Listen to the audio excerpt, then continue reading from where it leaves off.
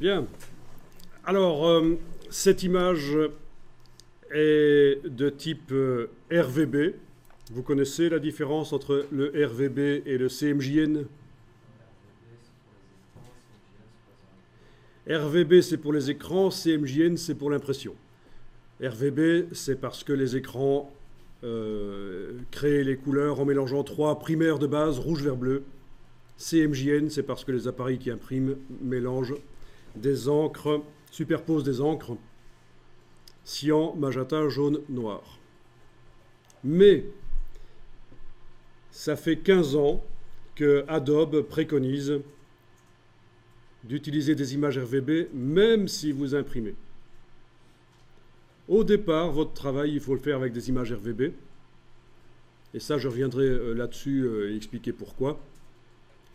Mais bon, à un certain moment, c'est vrai qu'il faudra transformer, mais le plus tard possible, juste avant d'envoyer chez l'imprimeur, il faudra transformer le travail RVB en CMJN. Et ça, on le fera quand on va exporter le PDF. Parce que c'est ça qu'on donne aux imprimeurs actuellement, c'est des PDF imprimables. Et au moment où on va faire le PDF, on va faire la conversion, la transformation de RVB vers CMJN. Donc attention à ça. On n'est plus dans les années 90 où quand on faisait un travail pour l'impression, il fallait démarrer dès le départ en CMJN, dès qu'on scannait les images. Les capteurs du scanner sont RVB, mais dès le moment où on scannait, on transformait en CMJN. Maintenant, c'est différent parce qu'un même travail peut aussi servir à afficher sur écran, faire un site web, tablette, smartphone, et ça, tout ça, c'est des périphériques RVB. Donc,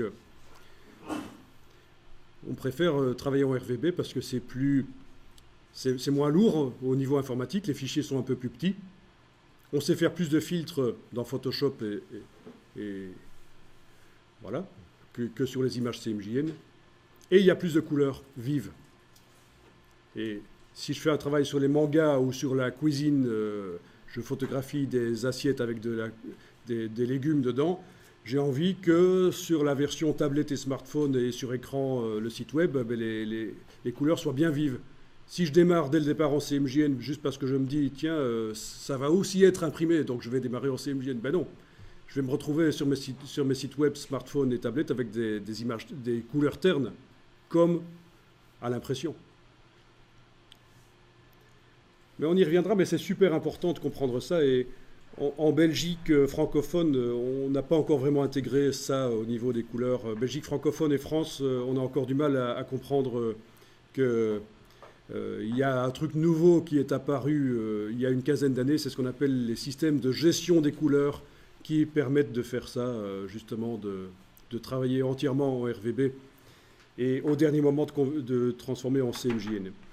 Alors ici, on va faire apparaître justement les couches, les canaux de cette image. Vous allez dans le menu Fenêtre, Couche, menu Fenêtre, Couche, et vous avez les couches qui sont apparues sur l'écran. Elles y étaient peut-être déjà. Alors, les palettes comme ça, on peut les détacher en prenant le nom, cliquer, glisser, agrandir avec la case en bas à droite. Et voilà. On voit donc que cette image est constituée de 3 canaux rouge, vert, bleu qui ne servent pas à grand-chose dans cette image, parce qu'elle est plutôt grise, l'image, dans son entièreté. On est d'accord, c'est un loup gris dans un décor gris.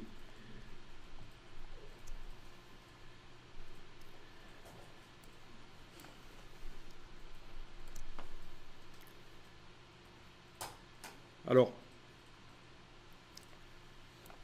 ce que je vous propose, c'est qu'ici, on va enregistrer l'image sur le disque dur au format Photoshop, parce que si je la garde en JPEG et je continue à l'enregistrer régulièrement en JPEG, ça va chaque fois compresser et ramener des crasses dessus de compression. Donc on va l'enregistrer en format Photoshop, et puis on ira ouvrir une autre image et analyser un peu le contenu de la palette des couches. C'est super important de bien comprendre comment fonctionnent les images numériques.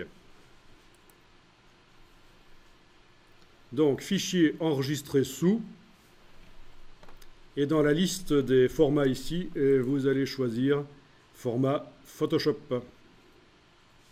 Donc l'extension n'est plus .jpeg, c'est .psd. Voilà, PSD. Alors vous avez un nouveau format Photoshop qui permet d'enregistrer des images beaucoup plus, avec beaucoup plus de pixels. C'est le PSB. Ce sera format de document volumineux, vous le voyez aussi. Bon, si vous avez du PSB, si vous enregistrez en PSB, si on vous donne du .psb, ben, considérez que c'est la même chose que du PSD. C'est juste un format Photoshop nouveau qui permet de mettre plus de pixels. Le format Photoshop d'origine est limité à 30 000 pixels sur 30 000, ce qui est déjà très costaud. Ici, on peut aller jusqu'à 300 000 sur 300 000. Mais clairement, ce n'est pas pour les graphistes, parce que Photoshop sert aussi pour faire de l'analyse d'images scientifiques comme de l'astronomie. Et là, ça peut servir d'avoir des images très très précises. 300 000 pixels sur 300 000, on parle d'images qui sont au-delà des 90 gigas l'image. C'est ingérable si vous n'avez pas les ordinateurs qu'il faut. Donc vous pouvez enregistrer vos images que vous récupérez du web ou vos photos en PSB, comme vous voulez. Techniquement, il est capable de contenir énormément de pixels, mais bon, si vous enregistrez vos images en PSB, ça ne contiendra pas plus de pixels que ce qu'elles contiennent. Vous voyez ce que je veux dire, hein? Ça ne va pas grossir la taille de l'image.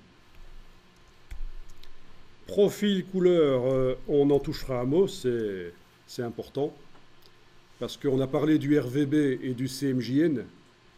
Mais ce que beaucoup de gens ne savent pas, c'est qu'il y a plein de RVB différents et plein de CMJN différents. Donc, déjà, quand on vous dit qu'il faut travailler en CMJN, bon, c'est déjà une erreur parce qu'il vaut mieux travailler en RVB. Mais en plus, est-ce qu'on vous dit quel CMJN vous devez faire? CMJN américain ou européen? Pour papier graineux ou pour papier lisse? Ça en fait déjà 4, ça. Donc, faites attention à ça. Les profils, c'est vraiment important de comprendre déjà le fonctionnement des profils, les différents RVB et CMJN qui existent. Ici, c'est du standard RGB, et typiquement, c'est ce qu'il faut quand on met des images sur le web et qu'on veut que les internautes, les gens qui surfent, voient bien les couleurs, qu'il n'y ait pas de décalage couleur.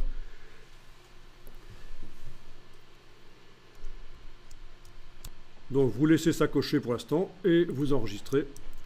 Alors, je vais aller jeter un coup d'œil sur mon dossier qui contient maintenant les deux images. Et vous voyez que la version JPEG qui a de la compression, donc un peu comme le MP3 en musique, ben on a un fichier minuscule, 3 mégas.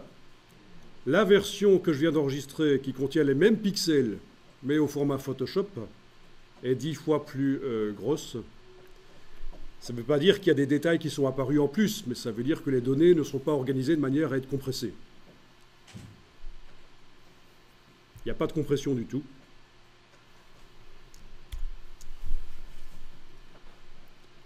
Donc on va continuer avec la version Photoshop, la version PSD.